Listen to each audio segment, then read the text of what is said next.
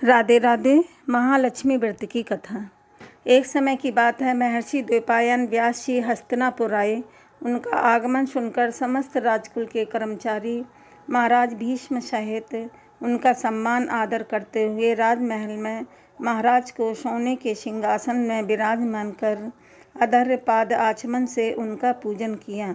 व्यास जी के विश्राम होने पर राजा रानी गांधारी ने माता कुंती ने हाथ जोड़कर प्रश्न किया कि हे महाराज, आप त्रिकालदर्शी हैं, आपको सभी की जानकारी है।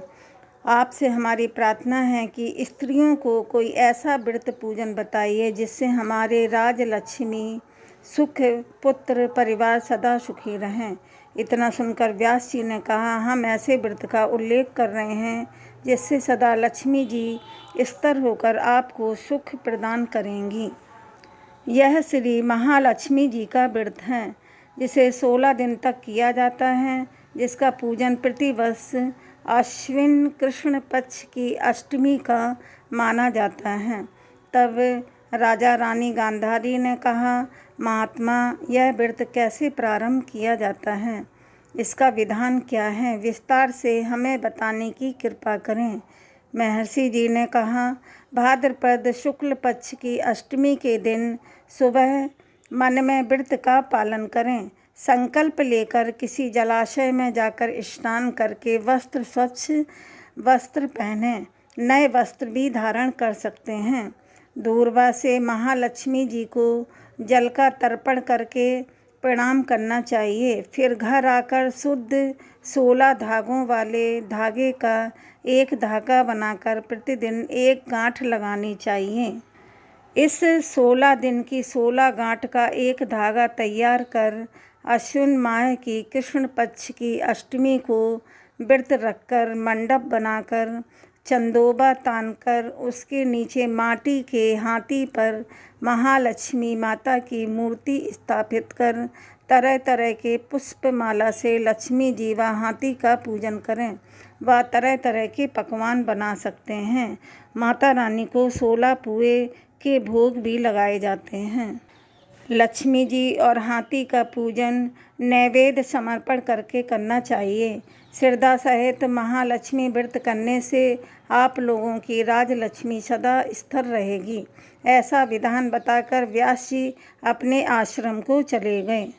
इधर समय के अनुसार भाद्रपद मास की शुक्ल पक्ष की अष्टमी से समस्त राजघराने में नारियों व नगर स्त्रियों ने महालक्ष्मी जी का व्रत प्रारंभ कर दिया। बहुत सी नारी ने गांधारी के साथ प्रतिष्ठा पाने हेतु व्रत का साथ देने लगीं। कुछ नारियां माता कुंती के साथ भी व्रत प्रारंभ करने लगीं, पर गांधारी जी द्वारा कुछ द्वेष भाव चलने लगा। ऐसा होते होते 15 दिन व्रत के समाप्त होकर 16वां दिन अश्विनी कृष्ण पक्ष की अष्टमी आ गई।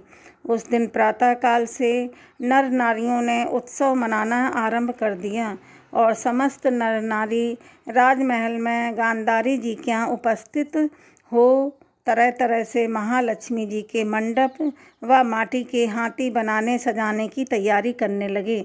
गांधारी जी ने नगर की सभी प्रतिष्ठित नारियों को बुलाने को सेवक भेजा, पर माता कुंती को नहीं बुलवाया और ना ही कोई सूचना भेजी। उत्सव में बाजे गाजे की धुन बजने लगी, जिससे सारे हस्तिनापुर में खुशी की लहर दौड़ गई। माता कुंती ने इसे अपना अपमान समझकर बड़ा रंज बनाया और व्रत की कोई तैयारी नहीं की कि इतने में महाराज युधिष्ठिर, अर्जुन, भीमसेन, नकुल, सहदेव सहित 5 पांडव उपस्थित हो गए। तब अपनी माता को गंभीर देखकर अर्जुन ने प्रार्थना की, माता, आप इतने दुखी क्यों हो? क्या हम आपके दुख का कारण समझ सकते हैं और दुख दूर करने में भी सहायक हो सकते हैं? आप बताएं। तब माता कुंती ने कहा, बेटा, कुल में अपमान से बढ़कर कोई दुख नहीं है। आज नगर में महालक्ष्मी व्रत उत्सव में रानी गांधारी ने सारी नगर की औरतों को सम्मान से बुलाकर ईर्ष्यापूर्वक मेरा अपमान कर उत्सव में मुझे नहीं बुलाया है। अर्जुन ने कहा, माता, क्या वह पूजा का विधान सिर्फ दुर्योधन के महल में ही हो सकता है? आप अपने घर में नहीं कर सकती? तब कुंती ने कहा, बेटा कर सकती हूँ, पर साज सामान इतनी जल्दी तैयार नहीं हो पाएगा, क्योंकि गांधारी के 100 पुत्रों ने माटी का विशाल हाथी तैयार किया है और पूजन करके सजाया है। ऐसा विधान तुमसे ना बन सकेगा। उनके उत्सव की तैयारी आज दिन भर से हो रही है। तब अर्जुन ने कहा, माता, आप पूजन की तैयारी कर नगर में बुलावा भेजें। मैं ऐसा हाथी पूजन में लेकर आऊँगा कि हस्तिनापुर वासियों ने नहीं देखा होगा और ना ही उसका कभी पूजन किया होगा। मैं आज ही इंद्रलोक से इंद्र का हाथी ऐरावत, जो बहुत ही पूजनीय है, उसे बुलाकर लेकर आता हूँ। आप अपनी तैयारी करें। फिर इधर भी माता कुंती ने सारे नगर में पूजा का ढिंढोरा पिटवा दिया। पूजा की विशाल तैयारी होने लगी। तब अर्जुन ने सुरपति को ऐरावत भेजने को पत्र लिखा और एक दिव्य बाड़ में बांधकर धनुष पर रखकर देवलोक इंद्र की सभा में फेंका। बाण से इंद्र ने पत्र निकालकर पढ़ा तो अर्जुन को लिखा कि हे पांडु कुमार, ऐरावत हाथी तो भेज दूंगा, पर इतनी जल्दी स्वर्ग से कैसे उतर सकता है? तुम इसका उत्तर शीघ्र लिखो। पत्र पाकर अर्जुन ने बाणों का रास्ता बनाकर हाथी के उतरने की बात लिखकर पत्र वापस कर दिया। इंद्र ने सारथी को आज्ञा दी कि हाथी को पूर्ण रूप से सजाकर हस्तिनापुर में उतारने का प्रबंध करो। महावत ने तरह तरह के साज सामान से ऐरावत हाथी को सजाया। देवलोक की अंबर झूल डाली गई। स्वर्ग की पालकी रत्न जड़ित कलशों से बांधी गई।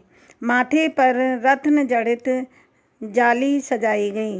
पैरों में घुंघरू सोने की मड़िया बांधी गई, जिनकी चकाचौंध पर मानव जाति की आंखें नहीं ठहर सकती थी। इधर सारे नगर में धूम हुई कि कुंती माता के घर सजीव इंद्र का ऐरावत हाथी बाणों के रास्ते पर स्वर्ग से उतरकर पूजा जाएगा। सारे नगर के नर नारी, बालक और वृद्धों की भीड़ ऐरावत हाथी को देखने के लिए एकत्रित होने लगी। गांधारी के राजमहल में भी इस बात की चर्चा फैल गई। नगर की नारियां पूजा थाली लेकर भागने लगीं। माता कुंती के महल में उपस्थित होने लगीं। देखते ही देखते सारा महल पूजन करने वाली नारियों से भर गया। सारे नगरवासी ऐरावत के दर्शनों के लिए गली, सड़क, महल, अटारी में एकत्रित हो गए। माता कुंती ने ऐरावत को खड़ा करने हेतु रंग बिरंगे चौक पुरवाकर नवीन रेशमी वस्त्र बिछा दिए। हस्तिनापुरवासी तरह तरह की स्वागत की तैयारी में फूल, माला, अबीर, केसर हाथों में लेकर खड़े हो गए। इधर इंद्र की आज्ञा पाकर ऐरावत हाथी स्वर्ग से बाणों के बने हुए रास्ते में धीरे धीरे आकाश मार्ग से उतरने लगा। उसके आभूषण की आवाज़ नगरवासियों को आने लगी। ऐरावत हाथी के दर्शन के लिए नर नारियों ने जय जयकार के नारे लगाने आरंभ किए। ठीक सायंकाल ऐरावत हाथी माता कुंती के महल में उतर आया। समस्त नर नारियों ने पुष्प, माला, अबीर, केसर चढ़ाकर हाथी का स्वागत किया। महाराज धौम्य पुरोहित द्वारा ऐरावत हाथी पर महालक्ष्मी जी की मूर्ति स्थापित कराकर वेद मंत्रों द्वारा पूजा की गई। नगरवासियों ने लक्ष्मी पूजा का कार्य करके ऐरावत की पूजा की। फिर तरह तरह के मेवा पकवान ऐरावत को खिलाए गए।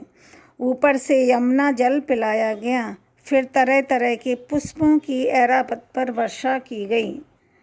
पुरोहित द्वारा स्वास्तिक पूर्ण वचन सुनकर व्रती नारियों द्वारा लक्ष्मी जी का पूजन विधान से कराया। कुंती ने व्रत के डोरे के धागे में 16वीं गांठ लगाकर लक्ष्मी जी के सामने समर्पण किया। ब्राह्मणों को पकवान, मेवा, मिठाई देकर भोजन की व्यवस्था की गई। तब वस्त्र, द्रव्य, सोना व अन्य आभूषण देकर ब्राह्मणों को संतुष्ट किया गया। तत्पश्चात सभी नर नारियों ने महालक्ष्मी जी का दीपक जलाकर प्रेम से संपूर्ण पूजन कर आरती की। महालक्ष्मी माता की जय। धन्यवाद।